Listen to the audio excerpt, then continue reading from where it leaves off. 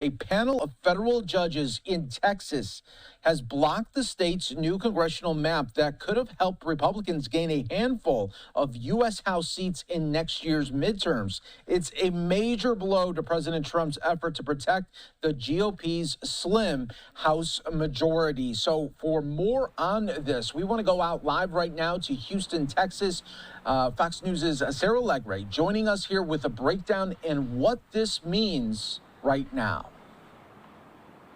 Well, Mike, I mean, months ago we thought, hey, this is a done deal. But after today, these judges are saying, whoa, whoa, whoa, you know what? We're actually not going to use those newly redrawn congressional maps. It's a no for Texas. It was a federal panel, 3 judges, 2-1 ruling that Texas has to use the maps from 2021 instead. I do want to note one of these judges appointed by now President Donald Trump, the other by former President Barack Obama. Now, taking a look at these maps side by side, the one on your left is the current map. The other, though, the one on your left, is going to be that newly redrawn congressional map. It's the one that Republicans passed this summer. Now, they'd hoped this new map would give them some control of 30 of Texas' 38 House seats. Right now, they hold about 25, and this was no routine redistricting effort. The Texas GOP, they did it mid-decade specifically to increase the party's numbers in the U.S. House. Now, 2 of the 3 judges said Texas went too far, saying evidence shows the state racially gerrymandered the 2025 map, ruling the state has to stick with the lines drawn back in 2021.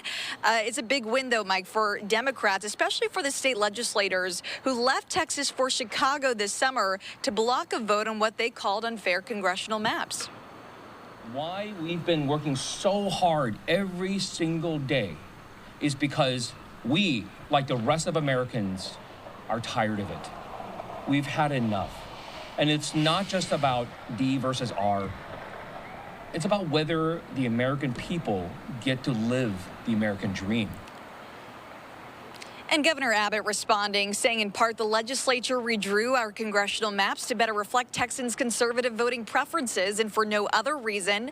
And he claimed that these maps are discriminatory, is absurd, and unsupported by the testimony offered during 10 days of hearings. This ruling is clearly erroneous and undermines the authority of the U.S. Constitution assigned to the Texas legislature by imposing a different map by judicial edict. Now, the governor also says the state plans to appeal this to the U.S. Supreme Court. We're also hearing, though, from the DNC. They say this is a very big win for Texas voters, saying fair representation will prevail in the 2026 midterms. Mike? Yeah, and Sarah, such huge news. What does this mean, though, for other states as well when they look at this ruling on the federal side to Texas? What about other states involved? Well, we have to look at Proposition 50 with the state of California. I think that's where a lot of our minds go. It was a very big win for state Democrats there, but not only for them across the country. So I think it'll be really interesting to see what happens next. I think we're all still waiting to see the potential ripple effect. Do we see these states back off, or do we see them moving forward with this process? I think it's up to the judge to concern whether this is politically motivated or unfair, and an unfair representation, rather, to voters in those said respective states. Yeah, no doubt about that. Sarah Alegre, you've been with this from the very beginning. Thanks so much for your reporting. We appreciate all of the updates along the way.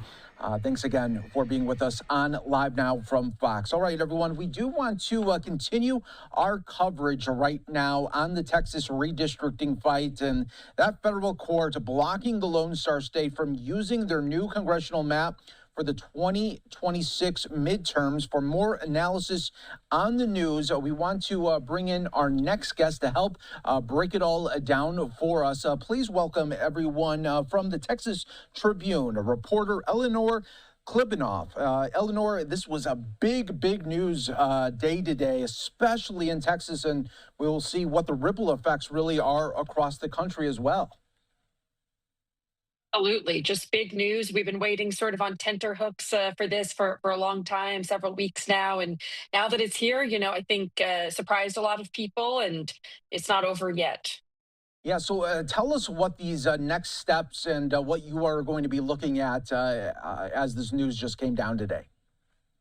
So Governor Greg Abbott and Attorney General Ken Paxton have both said that they are appealing this, or that the state will appeal this.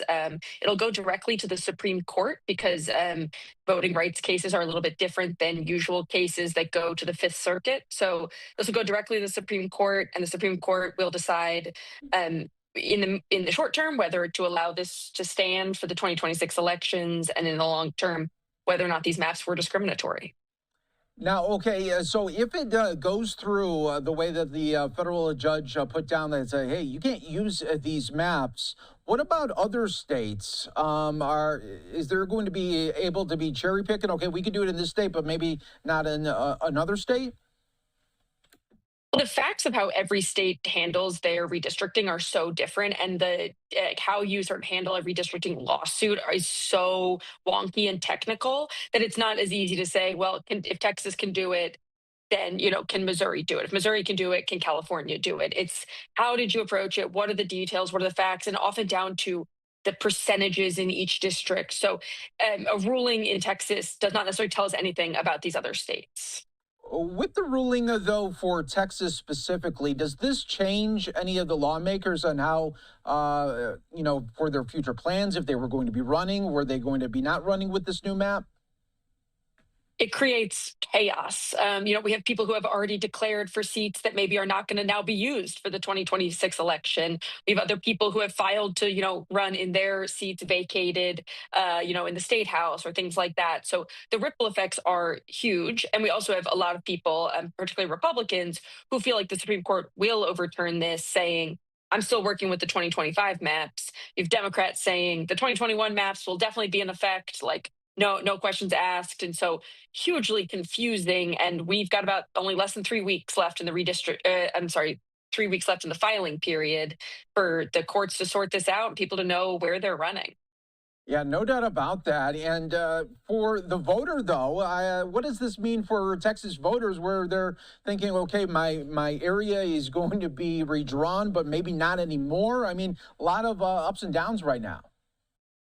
I think it's hugely confusing for the average voter, many of whom, were just sort of trying to figure out what the redistricting meant. And now they've got a different thing, and maybe we'll have a third thing before this all is all over. And so I think it's very confusing. I think, the best advice is sort of like wait and see. The filing deadline is upon us, but we have a long time until the primary in March. And so, maybe don't start, putting out, lawn signs just yet while we wait to see who's running in your district. And Eleanor, lastly here, they always say it's always about the math when it comes down to a lot of the things that are happening on the federal side. If this does stick, how big of a blow is this to Republicans? How many potential seats could they see evaporate? I mean, if Texas was just Texas in a vacuum, they might lose these 5 seats they were hoping to get. But, Texas has always done pretty well for Republicans anyway. It's if California's redistricting goes through, they're hoping to gain more seats. This could sort of tilt the balance in a way that Republicans certainly weren't planning on. There's just a lot up in the air right now that makes it harder than usual to predict what the House will look like after 2026. Yeah, huge news day, no doubt about that. Eleanor, thanks so much for joining us on Live Now from Fox. Great perspective as always. We appreciate it. Thanks for having me.